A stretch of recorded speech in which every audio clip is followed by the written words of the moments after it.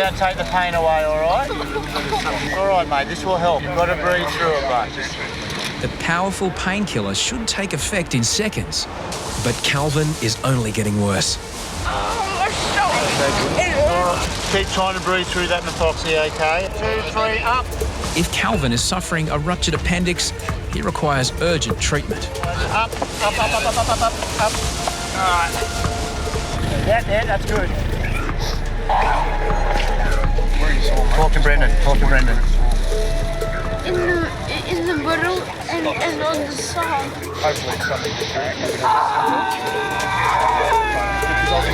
Paramedics must manage Calvin's pain before they move him.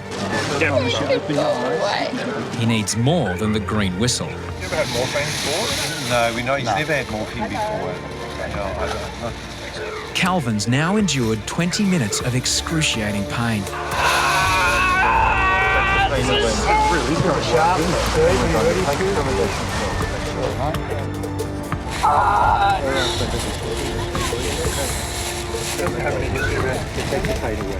Once he's had this morphine, he'll definitely go to City Children's.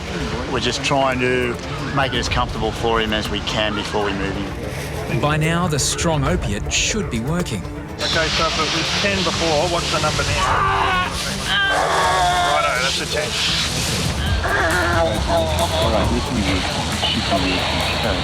Paramedics have nothing stronger to treat him with.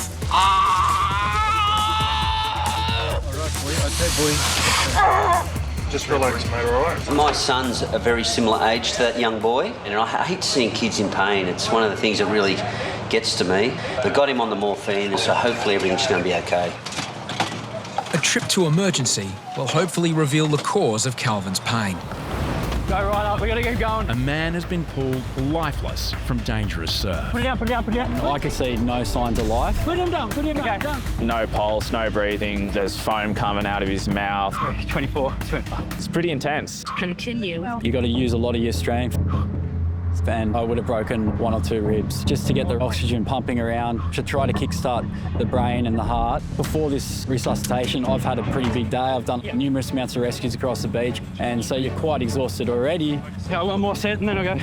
Yeah. Continue. It's quite hard on the body to press on someone of that size. Continue. It's Noah's turn to step up. It's been nearly 5 years of working down here, and the time's come. Okay, you're gonna have to take over. Yeah. Ready?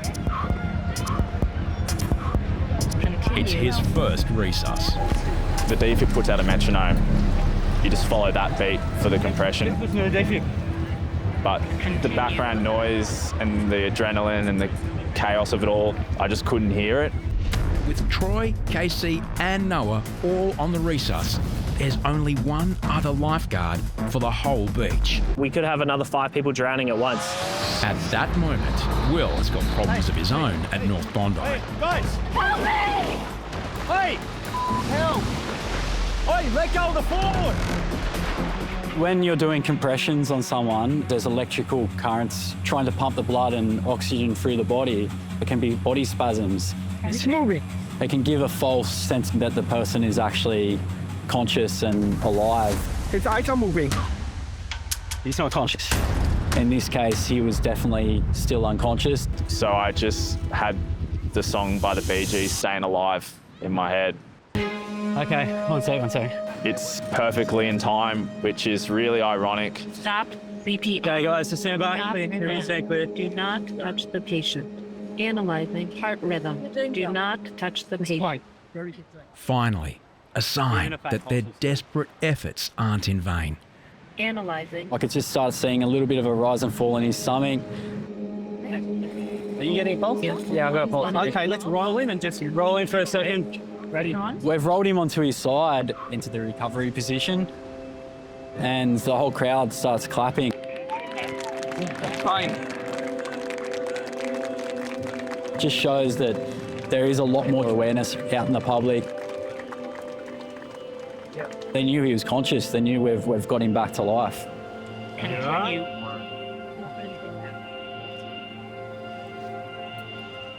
Continue. Are you right there, buddy? Open your eyes for me. Open your eyes. Keep your eyes open, okay? I want you to stay awake from me. Stay awake. Just focus on nice deep breathing. Once you see that person open their eyes, you definitely get a bit of a goosebumps through your body. Like you just, it's a great feeling. There's nothing better. Lifeguards have no time to rest or reflect on what's just unfolded. Get out of the water. Don't swim here. Other lives are still at risk up and down the beach. I just got to reset this beach and make sure no one else is going to drown or something else will happen on the beach. The patient from Sydney is thought to have suffered a medical episode in the surf. He's since made a full recovery. I don't know if there's ever going to be a textbook resus, but I feel like we got pretty close that day. Working in first aid, we learned about the chain of survival, early recognition, so we saw the patient very quickly, early access to advanced medical care, which, we got onto the ambulance straight away, early CPR and early defibs. As the chain of survival goes, it was pretty good. I'm really happy that my first resus was a positive outcome. Well done, mate. You too, you okay? Yeah. Since which ones you getting in the car, it's hard to think. That's why I let go.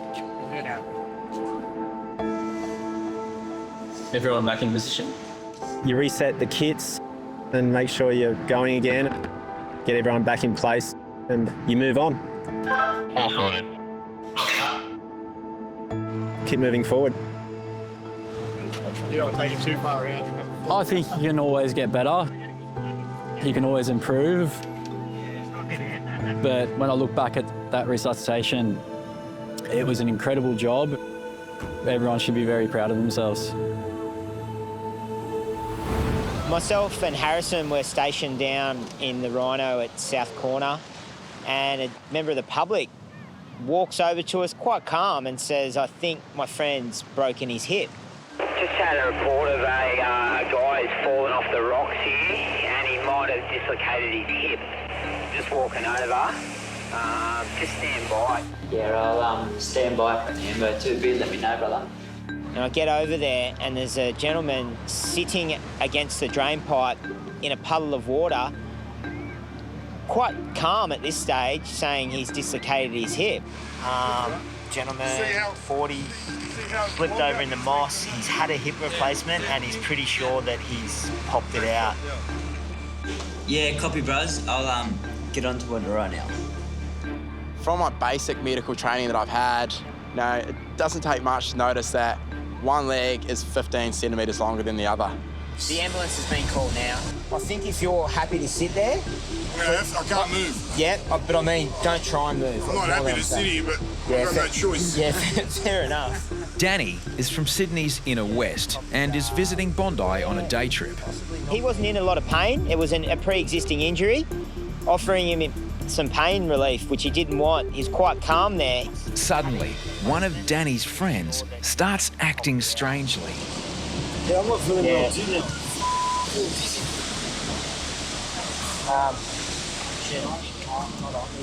I feel like I'm about to faint.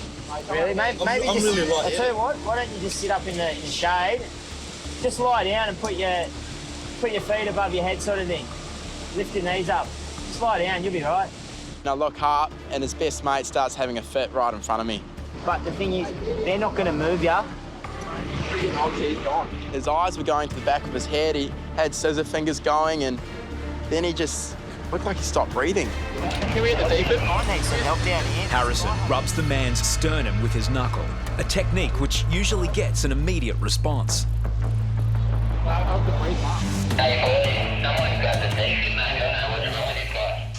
I'm going to run down there. Okay, yeah.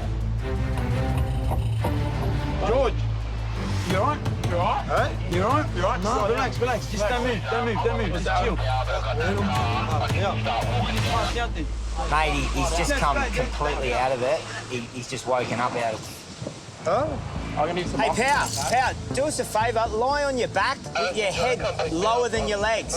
Get off the grass and on the concrete for me. Don't stand up. Just help him down. Oh, put your legs up on here. Just lift his feet up. Put him on oxy. It was a very hot day, so I don't know if he was dehydrated and had too much sun, but I couldn't tell you what happened, you know. I have no idea. Yeah, mate. Hey, defib isn't needed at the moment. He just had a little fit. He's woken up. But got him on O2 therapy. Harrison administers oxygen and searches for clues, but the man and his friends reveal little. Hey, buddy, do you have any medical conditions? Nothing? Are you his mate? Are you his mate? Yeah. Has this happened before? No, not all the time that I've known. That's gonna rest on your head. Yeah. He was just saying he was a bit dizzy before. Yeah, mate, that fit there was pretty strange. Haven't seen that before. Hey, Mate, you just went. Yeah, your hands going all over the joint. Doing a washing machine. Yeah, mate. Both my mates are gone. When you get 3 fully aged men down the southern end of the beach in the corner, you know, you don't know what they're up to. You know, you've got one with a dislocated hip, one passing out, and one just high on life, you know, so I'm not going to say anything else. Oh, well, this one here, he's had a hip. Danny's had a reconstructed hip, and he slipped off the step here and popped it out. But it's happened before. George, I don't know, he just went dizzy and fainted. I don't know, I was just having a smoke and I just started feeling really dizzy, really lightheaded. Never happened to me before. I don't drink, I don't take drugs, nothing. I didn't know what was happening. It was just a very strange situation. That was weird, man. One second you were like talking to me and then you just went and you're gone. So weird. While George recovers from his mystery seizure, lifeguards focus back on Danny and his dislocated hip. I think it was only maybe after a bit of adrenaline wore off that he started getting a bit of pain, and that's where he's had the green whistle before previous injuries, and I think he wanted it pretty quick. Danny is given analgesic gas to soothe the pain until paramedics arrive. Oh, geez, that eases the pain, doesn't it? Yeah. You get a bit lightheaded, just stop it, and some really big, deep breaths. I just hope I get a good surgeon that he knows what he's doing to Yeah, you know what? put it back in.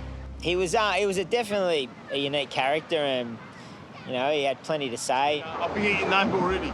Yeah, Daniel. But Danny. Yeah, everyone calls me Beardy, but. Beardy. Beardy, yeah. Yeah, Beardy. Yeah, I'm Gatey. Yeah, Gatey.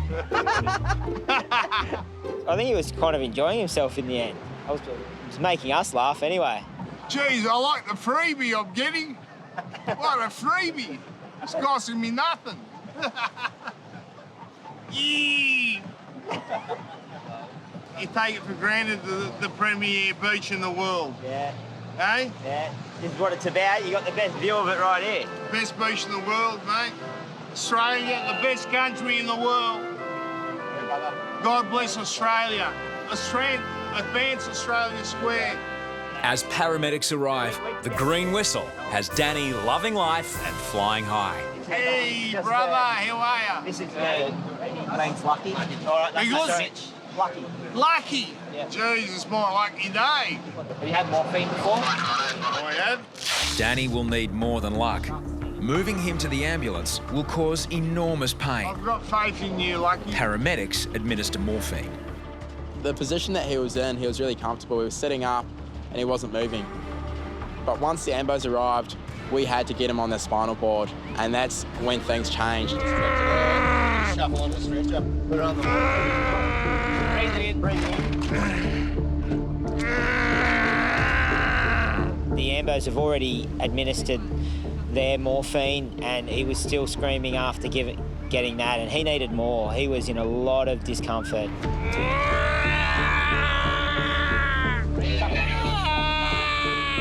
It's the angle. It's the angle we need where my heel is. Yeah, what do you like? Up further? I'm going to go a bit further.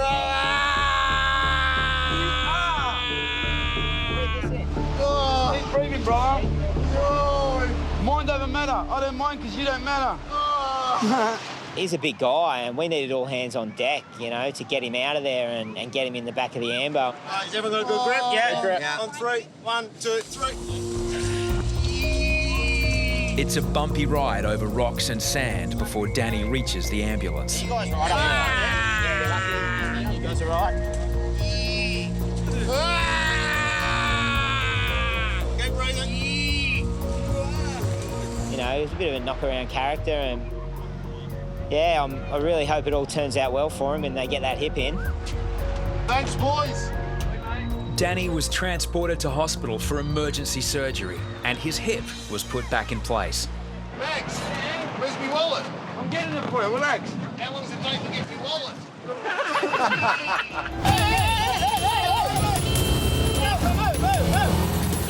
A woman has been dragged lifeless from the water.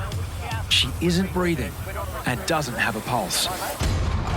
Box, you have a set and then let me in when you need a breather.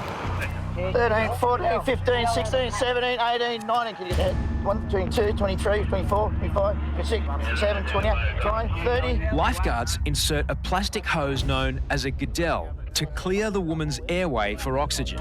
Just have a feel for I've got a pulse. We've got a pulse? I've got a pulse. Yeah. I've got a pulse. Hang on. Still got a strong pulse. Yeah, me too. Here we go. I'm just going to slowly respirate her. That's all right. She's breathing. Still breathing. She's breathing. Yeah. Good. We've got the defib on. Okay. Do we have a history of what happened here? Anyone? So I ran here. I saw it. On the sand or out of the water? She was in the water. In the water. She was in the water. Okay. You know what? Do we know how it happened or? No. All right. With no friends or family to verify what happened, lifeguards must take precautions in case the woman has damaged her spine. Yeah. Can you watch your hand there, please? Okay, I'm going to take I'm taking off. Got it? Someone hit a neck. That's it. Dino tries to locate paramedics whose vehicles are parked next to the tower. Yeah, info guys are there. There's a truck here, but we can't see the paramedics. Norm should be on the beach somewhere. I can see his ambo car. Got him here, Dino. Good work, Matty. Paramedic Norm Spalding helps train the lifeguards and is regarded as one of the best in the business. Okay, boys. Let the dog see the rabbit. What have we got? Is she conscious or unconscious? Unconscious at the minute. She's breathing out on her own? Yeah, she's breathing out on her own. Good boys, well done. Good work, good work. If the woman has suffered a spinal injury, it's vital she is kept immobilised. Can you open your eyes for me? But then, she vomits. Over on her side. Head 3, 2, 1. Can you get me a glove, someone? Yeah, we're... Airways always takes priority for us because she'd swallowed so much water, we knew it was going to come back out. Well, you certainly stimulated the airway. That's great. While she's over on the side, bring your board over and lay it along her back. As lifeguards stabilise the woman on the spinal board, she regains consciousness. On your call, whip it. Ready? You happy to roll? 3, 2, 1. Let's roll. Nice and stable. Just relax. Just relax for us. Just relax. When you've got a lady like that, unconscious and not responding, one of us who's not sort of hands-on is looking for family, looking for friends. Everything sort of changed when we found out she was actually down here with her son. A member of the public identifies a boy looking for his mother. The kid over there, we're trying to green shorts. Okay. He's got Down syndrome. He doesn't know that it's his mom there. Bondi Central. I've got the ladies and the son's clothing. He actually had Down syndrome and he had no idea what was going on or where his mum was. It's really hard because if he sees his mother laying on the ground with a defib strapped to her, it's not something that anyone would want to see. Yeah, you're right. No answer. The ambulance is coming and you'll go for a ride in the ambulance, okay? With your mum. Let's get some hands on. Okay. Whoever's on the head, stay on the head. Yep, you do nothing else. You're doing the head. Yep. On the count of 3, 3, lift. Up. You just stay nice and still for us. Okay, guys, I've got the head. I'm going to take control of it. Move! We're going to go alongside and we're going to carry her up the ramp. Roger. Okay. All right, Jess. I'm going to take over the head. We're going to roll off the board, okay? Yep. 2, 3, roll. Look at the board. 2, 3, back. Keep breathing. That's it. Okay, we're going to go for a ride in the ambulance now. Right? Never been in an ambulance? No. Oh. Mum's just a little bit sick, so they're going to go check her out at the hospital. Okay. To see him concern for his mum and not knowing what was going on. That's heartbreaking when you see that. You know, you never forget about your resusces. And I don't know, I've got kids and I've seen kids down here lose their parents, and it's devastating. And when you see someone with their kid, it brings it home. You know, a lot of the boys have got kids, and it always sort of rams at home just how valuable life is. We later found out that she actually had an aneurysm, and we also realised that it wasn't a spinal injury. You know, obviously our thoughts and prayers go out for her and her family, and hope she makes a full recovery. A member of the public directs Kaylin to a boy who has been dumped on his head in the surf. Well, it's just sort of aching now, but if I move anything, it just sort of sharpens. Does it? Oh, I don't like the sound of that. I'm going to back it up, Jackson, and get a spinal bed down here. Yeah, copy. Did you copy that south buggy? Oh, we're on our way, thanks, Taco. Yeah, Casey, we'll obviously call an ambulance, and if you're going to treat it as a spinal. Yeah, we just had a report of a young kid being concussed in the flags, and now they're treating it as a spinal. When we arrived, we saw a young boy of about 10 or 11 years old, and he was quite obviously in distress. Buddy, how are you? Don't move at all. Keep your head nice and straight. Okay, so 1, 2, 3, and roll. At the core of our spinal treatment with any patient down here at Bondi is immobilisation and stabilisation. 1, 2, 3, rolling back on the board. Nice. This is just going to keep your head nice and snug, all right? So you can't move. We want to immobilise the patient. We mean to not move the patient and keep them packaged so they can't move at all. The difference of millimetres can make an impact on the person's whole rest of the quality of their life. The boy's father receives the news about his son. Hey, how are you? The father, he was looking at me and he had a tear in his eye, and I had this massive flashback to when this happened to my son. I thought something had happened to his neck, and then he got up and he was feeling his back. His head would have folded when he hit. So he hit you pretty hard, did he? Yeah. It was almost exactly the same time, exactly the same place on the beach, at exactly the same time in the afternoon. The parallels are uncanny. I went through this with my own son last summer, so I know how scary it is for you, and I totally can empathise.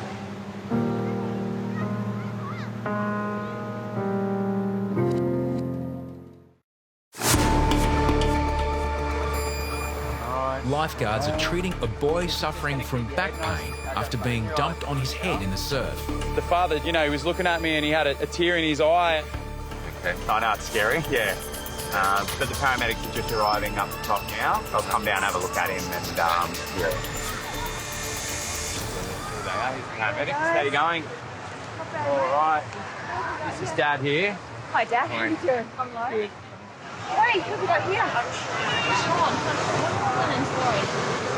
What happened today? Once the paramedics arrived, the decision was made that we need to move the patient up to the waiting ambulance. You've got to be so careful when moving any patient. Millimetres make the difference, and so, the whole art of that is, being really delicate and slow and really just getting it right. Down 3, 2, 1. So the father and son go off to hospital for further scans and treatment. In my own experience and what I went through with that situation, my son was diagnosed with spinal bruising with no permanent effects or long-lasting damage, and I can only hope that the same outcome happens to this father and son. After a full assessment in hospital, the boy was treated and suffered no permanent injury.